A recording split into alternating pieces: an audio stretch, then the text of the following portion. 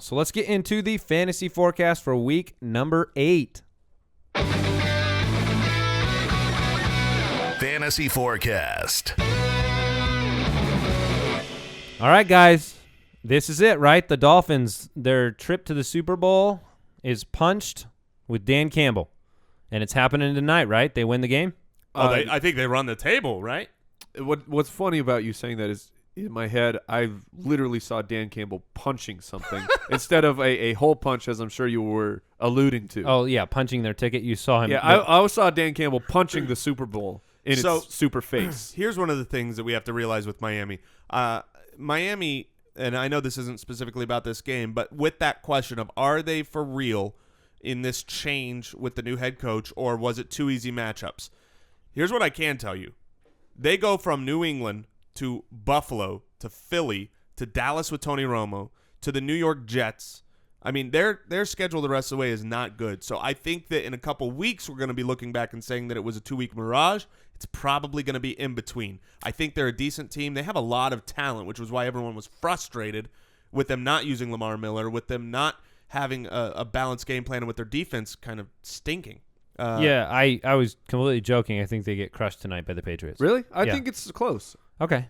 Well, Vegas has the line at 8. We'll see what happens. That's, reasonable for them to put up a good performance. We'll see what they have in store. But let's talk fantasy, guys. Are you starting Ryan Tannehill tonight? Yeah. Is he in your top 12 this week? In my top 12, I think he was 13 for me. So right on the cusp, Jason. Why can't he go out and have a game like last week? Well, because he's not playing people that can't tackle like he did last week. Last week, do you want to know how many passes that he threw over 10 yards? How many? 3. The whole entire game. Over 20 yards, 0. That might be why he was like 18 for 19. Yeah, it's easy to have that. And yet he had a ton of super long, I think like all of his touchdowns were like 40-yard touchdowns. All right. Last week, fantasy owners got burned when Lewis was declared out and Legarrette Blount got the start. And people started him, and he went 3 for -3 and completely goose-egged. Do you start Legarrette Blount tonight? Do you take a chance on that just plain being an anomaly and a game flow issue and the fact that Jets are a really good defense? Would you throw Blount out there if Lewis was inactive, or are you waiting on Blount? I'm fine throwing Lewis out there as a flex. Well, not Lewis. I'm talking about Blount. Blount. I'm fine throwing Blount out there as a flex. I see him being in that, borderline RB2, low-end RB2. Dolphins are 30th against the run. Well, that's changed. I mean, you see the last 2 weeks, and that's the question. But what you saw against the Jets was that Bill Belichick didn't want to run against the Jets, and he knew he didn't have to run against the Jets because he can pretty much run through the air. So, well, no, I'm saying the running. No, I know what you meant, but it's you could run through the air. Bill Belichick like on can a hoverboard? run through the air is amazing. He's so wispy and light. We're gonna need to Photoshop that. Someone verify this.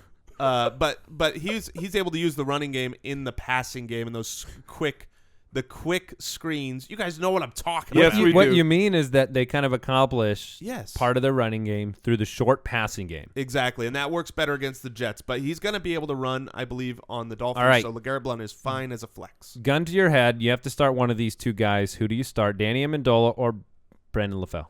Brandon LaFell. So why do you both say it so demonstratively when Amendola was 8 for 6 or 86 and a touchdown last week, and LaFell had 4 drops? Because to me, Amendola was the running game. Like Jason said, they ran through the air with the greatest of ease, and that would be Danny Amendola. Blah blah blah blah blah. Danny Amendola. That's a tough name to say, fellas. It is today. Right. So that was his role last week. Brandon LaFell was still getting a ton of targets. He was not doing very much besides knocking them to the ground. But the team came out in support of him. Even Tom Brady said, he gave him a pass. He said it's his first game back. He hasn't been doing a ton right now. What is the laughing for? Because I would love it if he gave me a pass. Tom Brady? Tom Brady gives passes for a living. Yeah, I guess he gave him a pass on dropping the passes. Yeah. So I still like LaFell. Okay, so let me ask you, Brandon LaFell or Marvin Jones this week? LaFell. Brandon LaFell or Willie Snead this week? I am looking at that exact same dilemma. I don't know if you were looking at my roster. No, but they're back-to-back on our consensus, so I'm just asking. I would say the overwhelming majority are going with Snead, but As of now, I am playing Brandon LaFell. Last one. Brandon LaFell or T.Y. Hilton on Monday night? Oh, definitely Brandon LaFell. Wow. That's, to me, 100% because of Josh Norman. I think that's fair. Water bet? Oh, Wait. Well, water bet between Brandon LaFell and Hilton. T.Y. Hilton. Oh man, Doesn't what a sound so good. terrible Doesn't bet. sound so good when you say it out loud, does it? But you put that down. Water bet. Sometimes I make water bets I feel real good about right away. Josh Norman, if you're listening, get your game on. Yeah, all right.